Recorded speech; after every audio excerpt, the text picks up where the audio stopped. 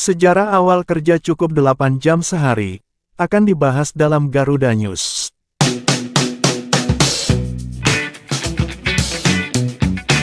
Hari Buruh tanggal 1 Mei diperingati setiap tahun dan ditetapkan sebagai hari libur nasional. Hari Buruh atau May Day digunakan oleh buruh atau pekerja untuk menyampaikan tuntutan demi kesejahteraan mereka. Tak hanya di Indonesia, Hari Buruh juga dirayakan secara global atau termasuk peringatan internasional. Berikut asal-usul peringatan Hari Buruh tanggal 1 Mei. Sejarah Hari Buruh tanggal 1 Mei di Indonesia. Mengutip situs Disnaker Trans Sumatera Selatan, Hari Buruh di Indonesia dimulai pada era kolonial Hindia Belanda. Peringatan Hari Buruh dimulai tanggal 1 Mei tahun 1918 oleh Serikat Buruh Kung Tang Hui. Berawal dari tulisan Adolf Bar, seorang tokoh sosialis Belanda, yang mengkritik harga sewa tanah milik kaum buruh terlalu murah untuk dijadikan perkebunan. Bar juga mengungkapkan bahwa kaum buruh bekerja keras tanpa upah yang layak. Setelah peringatan tanggal 1 Mei, buruh kereta api mengalami pemotongan gaji. Mereka melakukan aksi mogok, namun diancam dipecat apabila tidak segera kembali bekerja. Pada tahun 1926, peringatan Hari Buruh ditiadakan.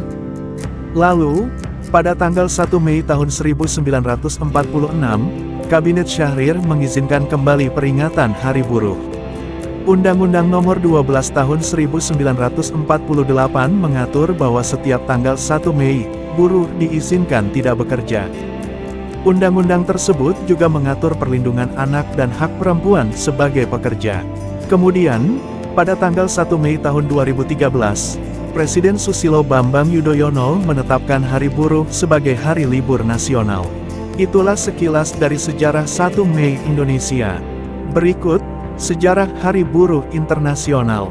May Day, atau Hari Buruh Sedunia juga jatuh pada tanggal 1 Mei. Dilansir situs Britannica, gerakan buruh saat May Day berawal dari abad ke-19 di Amerika Serikat, di mana para buruh menuntut hak-hak pekerja, salah satunya menuntut jam kerja menjadi maksimal 8 jam per hari. Hal itu dikarenakan kerja buruh pabrik dan perkebunan bisa lebih dari 8 jam per hari, dan tidak manusiawi. May Day juga untuk memperingati peristiwa kerusuhan Haymarket di Chicago tahun 1886. Pada momentum tersebut, terjadi konflik antara buruh pengunjuk rasa dan polisi. Sebelum momentum Haymarket Chicago, organisasi buruh terbesar di Amerika, Night of Labor, mendukung gerakan para pekerja untuk mogok dan berdemonstrasi. Kemudian, barulah terjadi kerusuhan di Haymarket Chicago. Saat kejadian, polisi mencoba meredam aksi massa. Namun, ada oknum yang melempar bom dan polisi langsung mengeluarkan tembakan acak.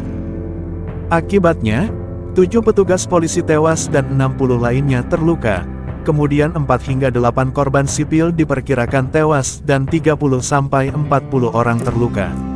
Menurut situs Times, Konferensi Sosialis Internasional pada tahun 1889 menetapkan tanggal 1 Mei sebagai Hari Libur Internasional Buruh untuk memperingati peristiwa Haymarket.